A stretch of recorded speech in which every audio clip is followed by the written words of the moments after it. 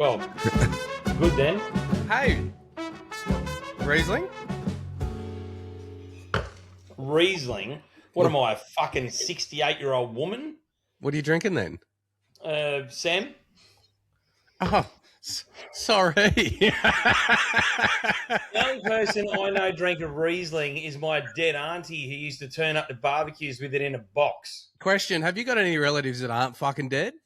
No, I'm very old. No, my dad's still dead, if that's what you're asking.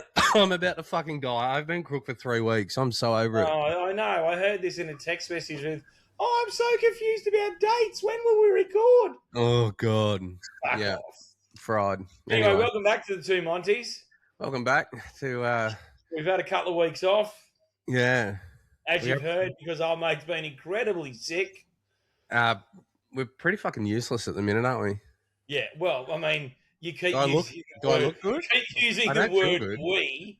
I don't know that's entirely accurate. Well, you could do it without me. You're correct. Isn't I it couldn't called? without you. Our group chat's still called the One Monty Podcast, isn't it? I know, mate. Well, if that's a, I'm happy to. Oh, I just got to unplug. I've got to plug that. What was that? Oh, I don't know, something. It was being plugged in too long now. It needed to be over, That was a vibrating cock ring, wasn't it? I'm not sure what you mean. Show me again. We shop at the same store, mate. It's because I've got a power board next to the computer. I've got an eye for those things.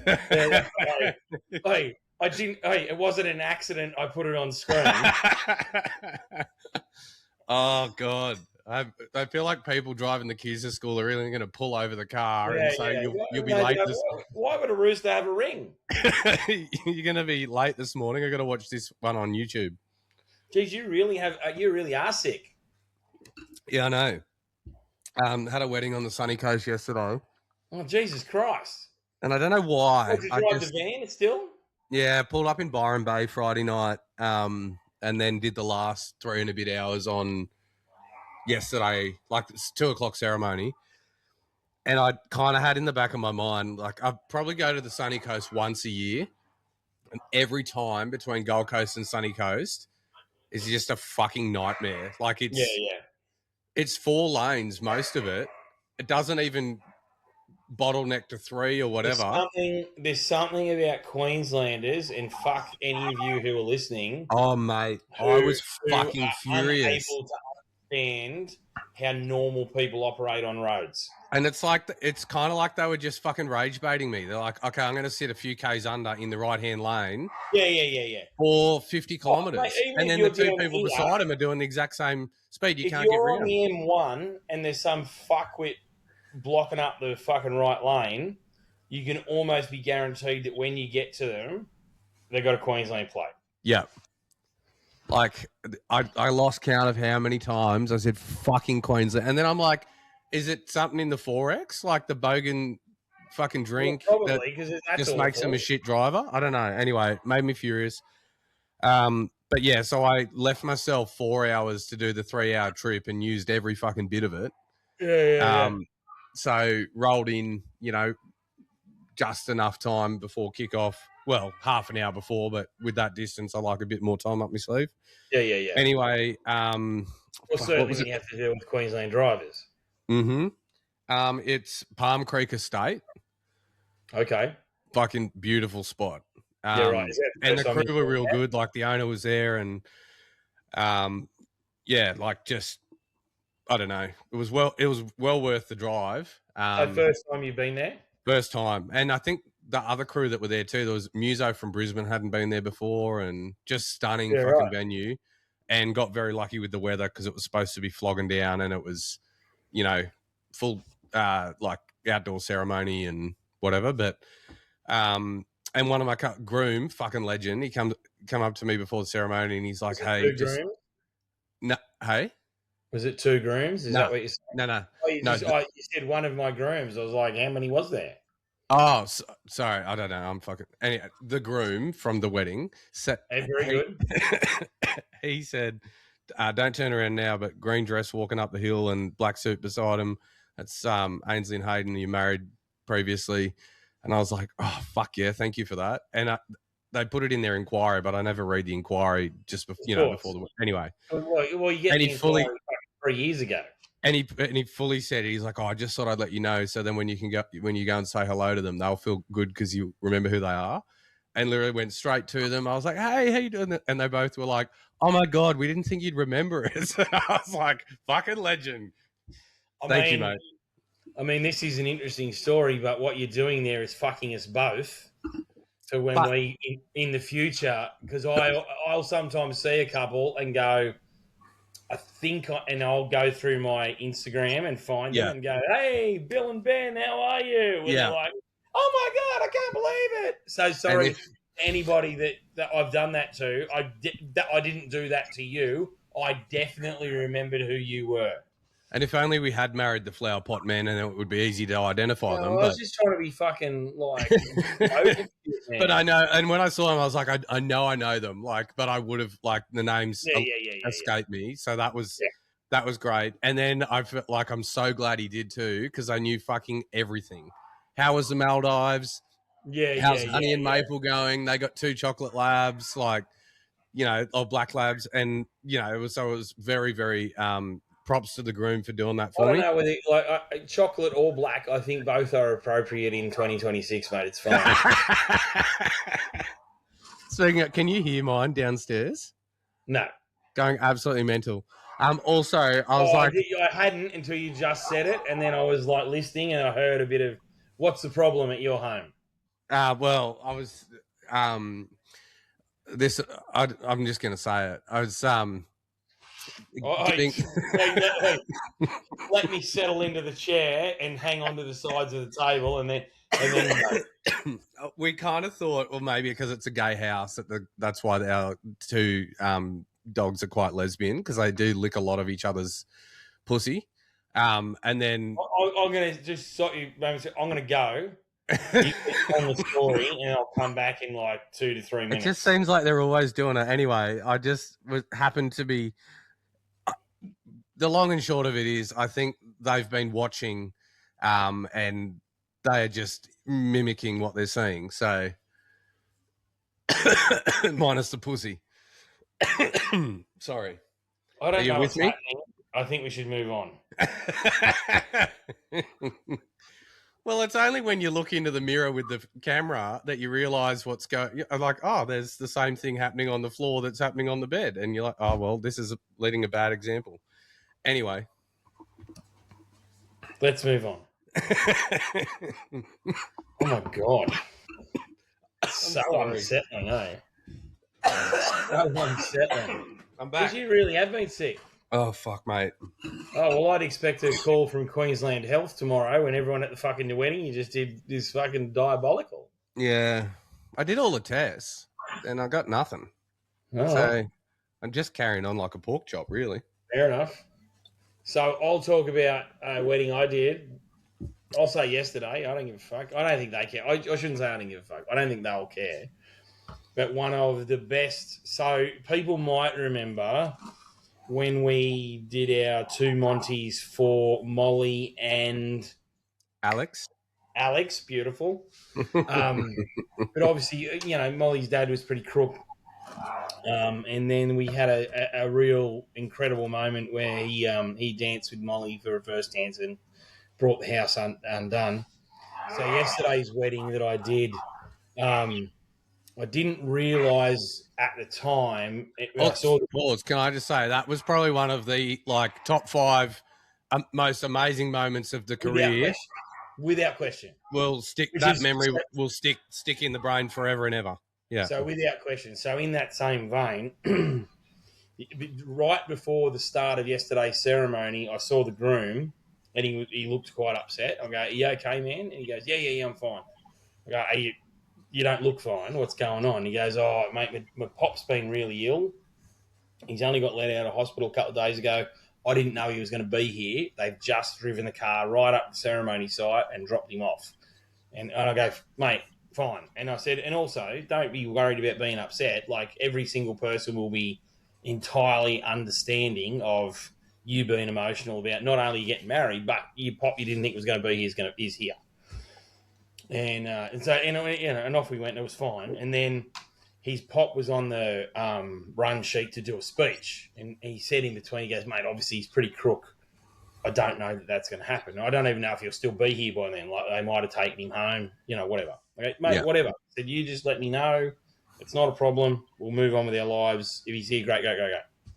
Anyway, so it was basically like we went into reception, parents, and then it was going to be Pop. And so Pop was still there. He was at the table. He was in a wheelchair. He'd been incredibly ill. Like, I mean, I don't want to say too much, but I would say he'd essentially willed himself to be at the wedding. Yeah. Like, it's that close, you know what I mean? And I said to the groom's mum, I kind of snuck over to her while the bride's parents were speaking. I said, if he doesn't, like, I've already spoken to the camera people. I went and spoke to the photographer and the videographer, and I said, if we need to, can you film him from wherever? And they go, yep. I go, great, because I'm going to find out, because if he still wants to speak, let's not move him. We can leave him at the table, and if he's got a couple of things to say, amazing, off we go. And I whispered to Mum, we could do that. She goes, no, he's in a wheelchair. We'll wheel him up the front. I go, righto, no worries.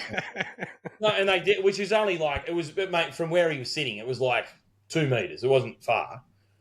And the main problem is he had some respiratory stuff. So they put in, and he essentially, like, after every 3 words, he had to have a fairly deep breath and then go again.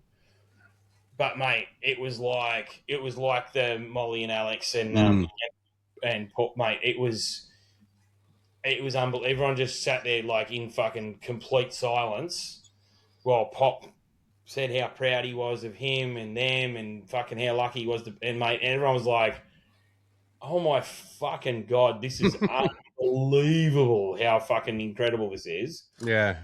And mind you, it's funny, and we've talked about it before. I was just talking to Nick about this before. And when you're emceeing, you're listening and you're going, like, what's the next thing I'm going to say? Like, and it only needs to be a sentence or whatever, but whether it's something funny or blah, blah, blah, blah, blah. And so I was ready to go, how incredible is it that Pop's made it here today? I think this is incredibly special. Give him a big round of applause. Like this heartfelt fucking whatever. Yeah. And there was just a bit of a miscommunication between the mum and the groom. And so Pop finishes speaking. I come and take the mic. Groom comes out, hugs his Pop in the chair. Everybody goes back to their places. And there's just me and Pop. No one fucking wheeled him off. No one wheeled him off. It was a miscommunication. And I just said, I did have a lot of heartfelt things to say, but now you've just left the poor bugger sitting here and I don't know what to do. And then so I ran out and got him and put him back at the thing. But apart from that little funny thing, which I was going to make heartfelt, but I said they had. Also, that would have been the perfect segue. Like that, kind of gets them out of like, oh fuck, everyone's emotional. There was a little bit of that as well. But I still said it anyway. I was like, give him a huge round of applause. It's an enormous effort to be here today. I think it's incredibly special. And I was talking to the photographer and videographer that they had. And I was like, this is, and again, much like Molly with Paul at our thing, like this is stuff they will never get. Like it was, and I don't want to, say anything too untoward, but he's pretty close. Oh, mate. It just drives home the point that just, that they will treasure that video and photography for the rest of their lives. Like it was so fucking important and heartfelt and fucking. There wasn't a dry eye in the house. It was bullshit how good it was. It's just like the importance of video.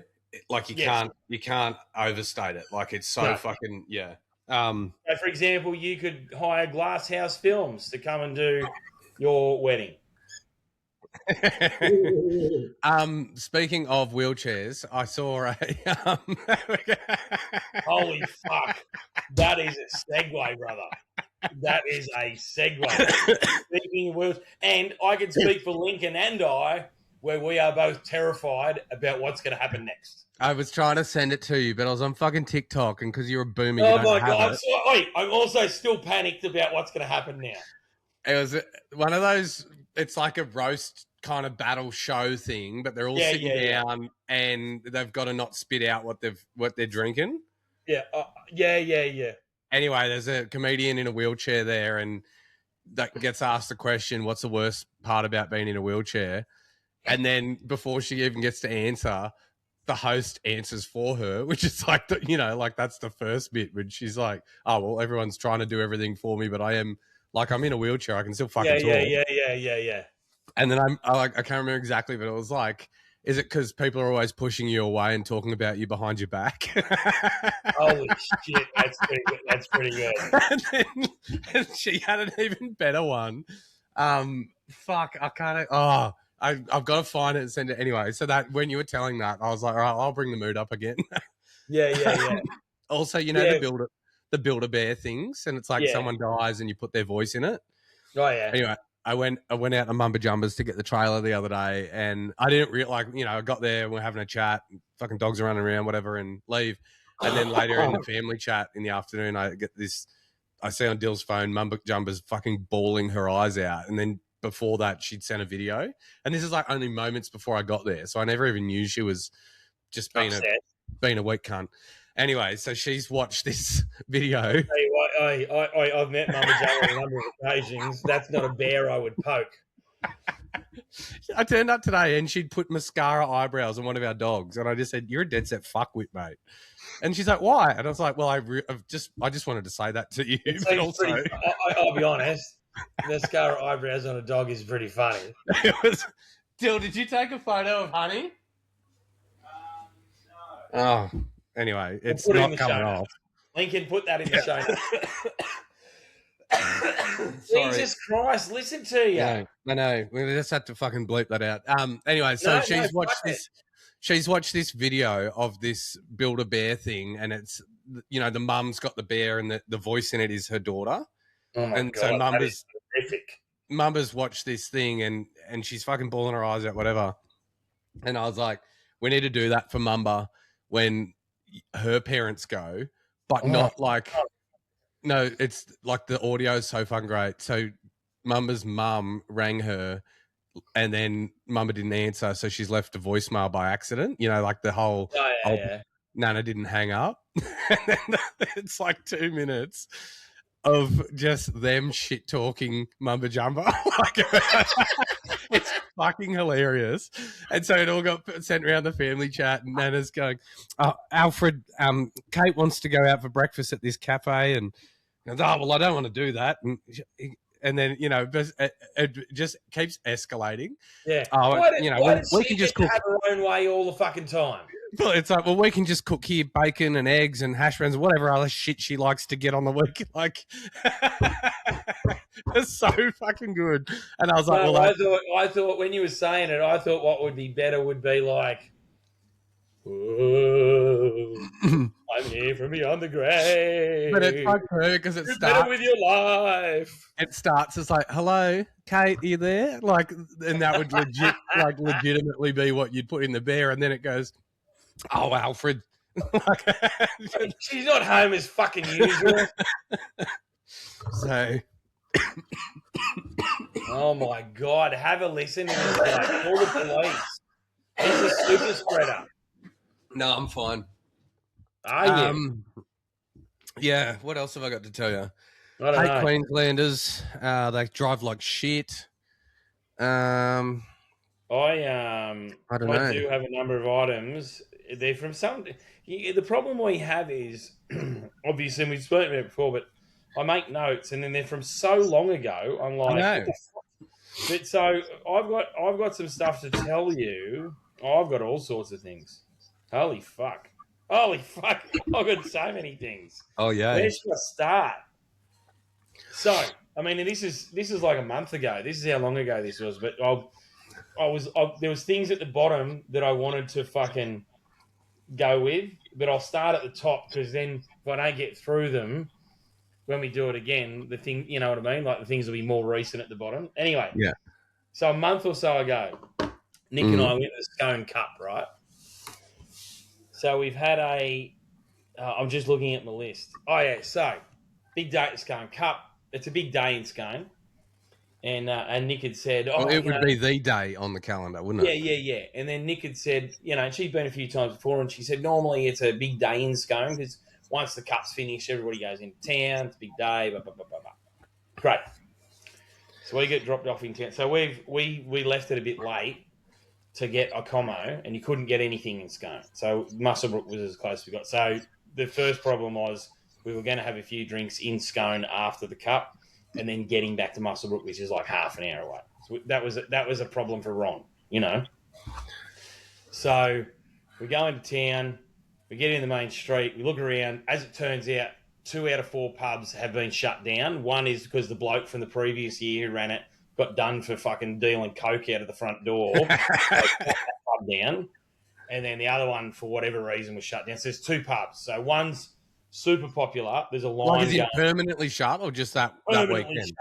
I know it's currently for sale. If anybody wants to buy the thoroughbred in Scone, it's for sale. The thoroughbred? The thoroughbred. Yeah, right. Oh, well, we'll be rebranding that to the Bareback Hotel. And so it would sell too. It would fucking sell if you rebranded it to that. There's 2 pubs open. One is particularly popular. There's a fucking line up out the door. We walk over to it. I look through the window and go, why the fuck are people lining up going here? Fuck this. Let's go over the road. So we go over the road, different pub, hardly anyone there. We have a couple of beers, but there's no one there. We go, fuck it. We'll go to the Razzle. So we go up the road to the Scone RSL. Yeah. Full of people. We're the most overdressed people. Nick's in this, beautiful dress. I'm in a fucking peach-coloured jacket and a black shirt and black pants, and we're having a drink, and there's Scone regulars there, and we're very overdressed, and off we go. So the point of this story is I'm at the bar. It's 3 deep, probably 5 metres wide, 3 deep. And you just get in the line, you move forward, a gap opens up in front of you, you step into it, off you go. I'm a pub goer. I do understand. Yeah. Look, it was just what I'm saying. It's a time and tested method. Yeah. So I'm in the second row. A fella in front of me steps out. Before I can step into the gap, I get like a hip and shoulder. Bang, bang. And this, younger bird just like bursts past me, steps into the gap. and I like a couple of things going on at this point. This is probably 7 o'clock in the evening. I've had my first drink at 11 in the morning. Like I'm deep. No. I was actually pretty good, eh? I was at first bewildered. I went, what the fuck's going on here? And then I thought, oh, this is a thing she does. And she was, a moderately attractive girl. Yeah. And I thought, she's done this 50 times and has gotten away with it. And Not today, Satan. Not today, cunt. So essentially, I wouldn't say I hooked around the neck, but I certainly put my hand on the shoulder and I pulled her back out of the fucking thing and popped her behind me and said, I'm not even angry. Like, you've had a fucking great shot at that, and I'm sure that 9 times out of 10 it works. It's not going to fucking work today. And she goes, she acted like it was like I was the problem. Yeah. Oh my God, I don't know why you're being like this. I don't know why. What do you mean? I go, whoa, slow down. I'm not even mad. You've had a crack. It didn't work. Get to the back of the line. Everything's fine. I don't know why you're being like this. I go, that's cool. You don't have to know why I'm being like this. It's not working for you today. People have studied psychology for 6 years. They don't know why you're being like this. No. You're not going to know, you little tart. Then this other fucking pencil neck cunt appears on my opposite shoulder. And he goes, oh, this is the way you treat women, is it? And I go, and I fucking turn around and I go, I beg your pardon? And he goes, is this the way you would treat women? I go, who the fuck are you, cunt? He goes, never mind who I am. Is this the way you treat women? Is it like push them around and stuff? I go, whoa. I don't know what's going on here, but this isn't happening. And then I had a split second where I went a little nose. I go, what you should do is fuck right off right now. What are you going to do? Hit me? And I went, and then the little part of my brain in the back went, you're being set up here, cunt. Like this isn't normal. I don't know what's going on. And I just went, I'm going to leave you both with it, order my drinks and fuck off. I'll see you later. And so I ordered my drink and they fucked off. She just goes, oh, he's being so weird. Let's just leave. And off they go. So you think it was a fucking... Well, the bit I've left out there is I did say to the bloke, who's this, your fucking sister? And he goes, yeah. I go, we should stop fucking her.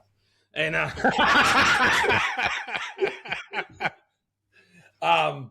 but then they left, and then there was a girl next to me at the bar, and she goes, by the way, I'm on your side. I go, thanks very much.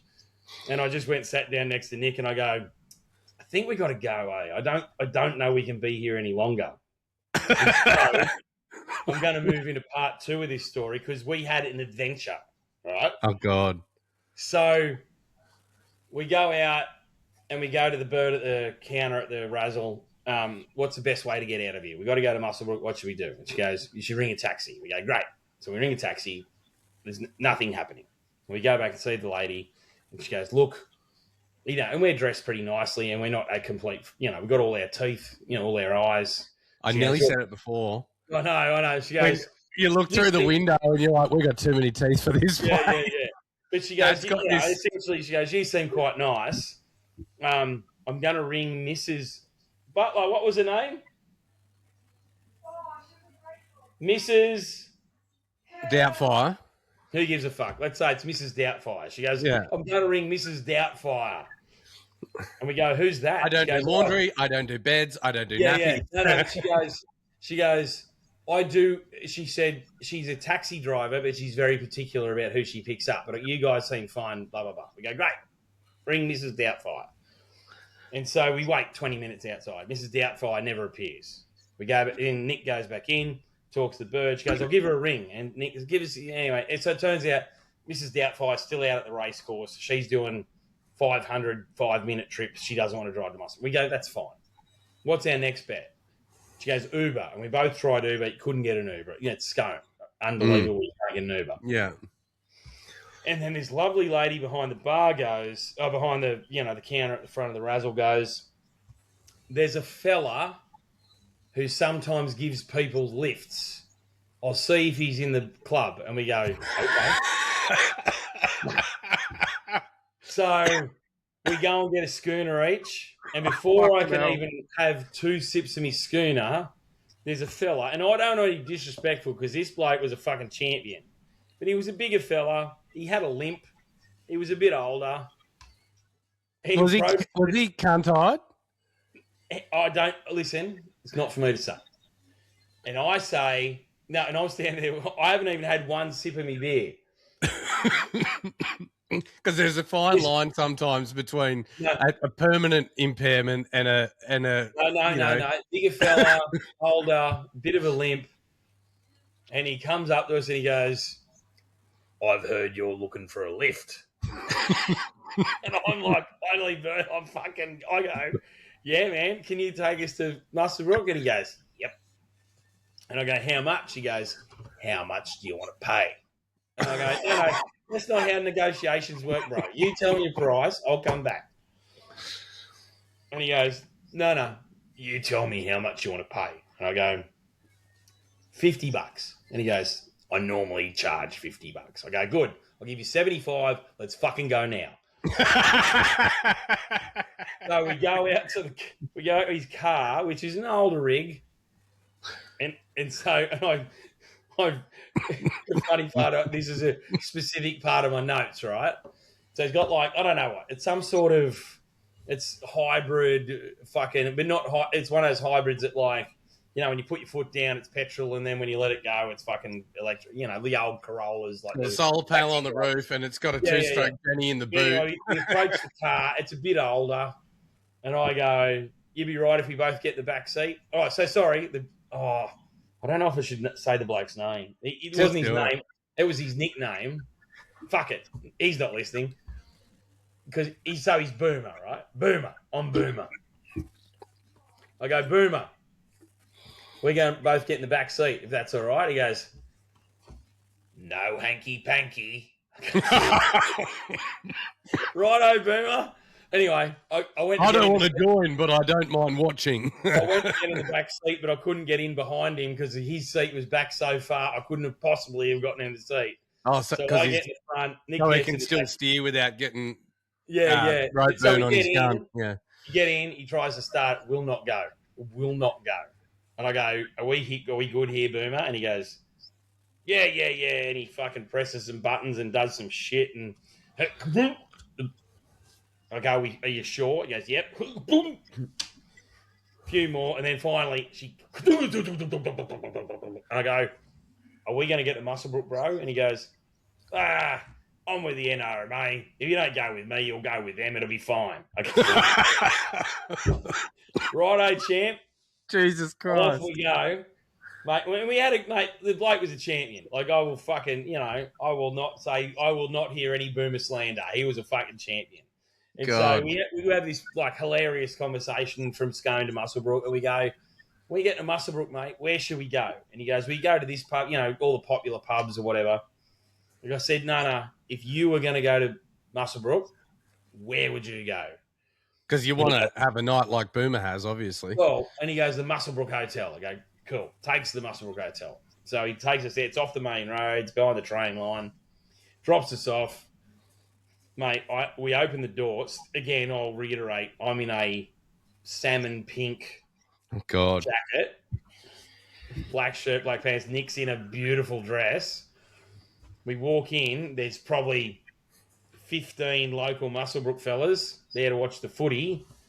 Hang on, I'm going to pause you right now. This is how every gay person feels walking into a country venue, not even dolled up with a cock hanging out of their fucking ass.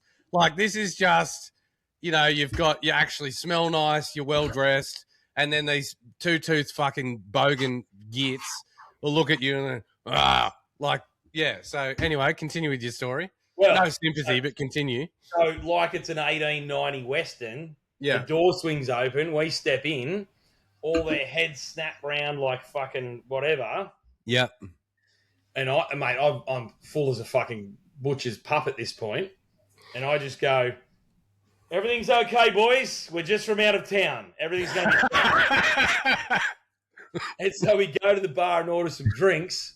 And then I turn around and they're all still staring. And I just go, are we going to have a problem here? What the fuck's going on? And they all go, no, everything's fine. Everything's fine. I go, great.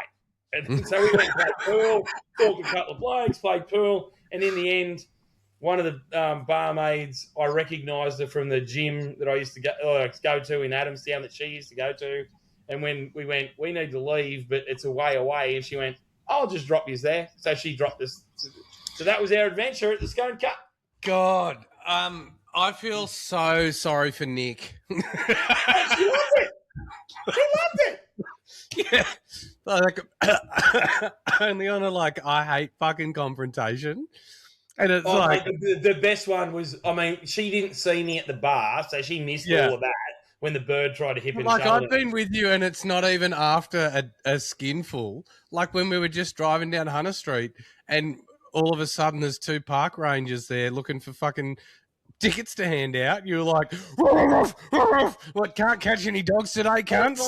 Normally, look, park rangers are the parking inspectors are a different thing. Because they're scumbags and they need to be reminded that they're pieces of shit. Yeah. But, by and large, I don't look for, I'm not looking for trouble. But yeah, old love hip and shouldered me and I was like, I'm not having this. I am not having it. And like I said, I didn't even... Mate, the temperature didn't even come up. I said to her, I'm not even mad. You've had a good crack, and I'm sure 9 out of 10 times you put the shoulder in, you get to the bar, and some dumb bloke goes, oh, she's pretty hot. I'll fucking let her go. Yeah. The trouble for you is I've got a bird that's fucking 20 times hotter than you. Sitting over there. You get the fuck out of my way because I'm buying a drink. A hot bird that isn't fucking a brother. Yeah, at the yeah. And then and the other one was already walked into the other pub and they were all staring and I was already full and I was like, "Are we gonna have a problem here, boys?" And they were like, "No." I go, "Great." No. Well, they were just trying to we're work. 35 minutes. Lincoln will be fucking stomping his feet at this point. I did have nothing to say. Yeah, no, that's good. No, I do still have a number of items on my list, but I've. Oh, fuck it, let's get going. We missed last week. No.